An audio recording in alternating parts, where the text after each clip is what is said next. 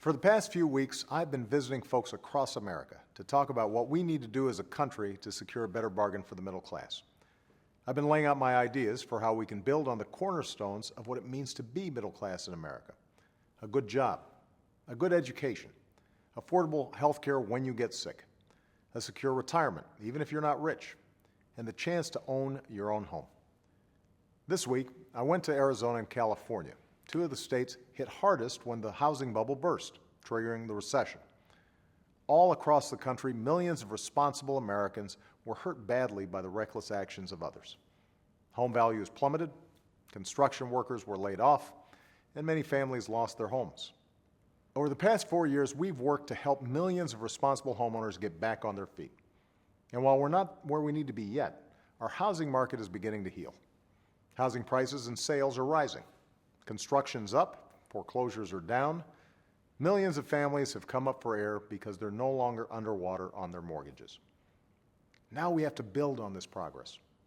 Congress should give every American the chance to refinance at today's low rates. We should help more qualified families get a mortgage and buy their first home. We should get construction workers back on the job, rebuilding communities hit hardest by the crisis.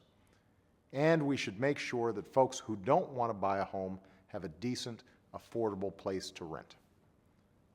As home prices rise, we have to turn the page on the bubble and burst mentality that created this mess and build a housing system that's rock solid and rewards responsibility for generations to come.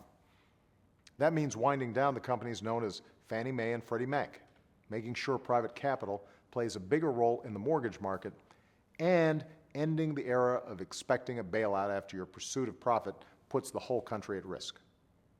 We need to preserve access to safe and simple mortgages like the 30-year fixed-rate mortgage.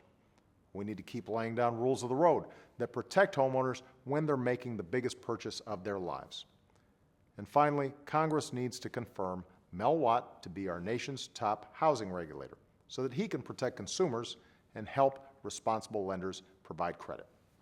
No program or policy will solve all the problems of a multi-trillion-dollar housing market, and it will take time to fully recover. But if we work together, we can make a home a source of pride and middle-class security again.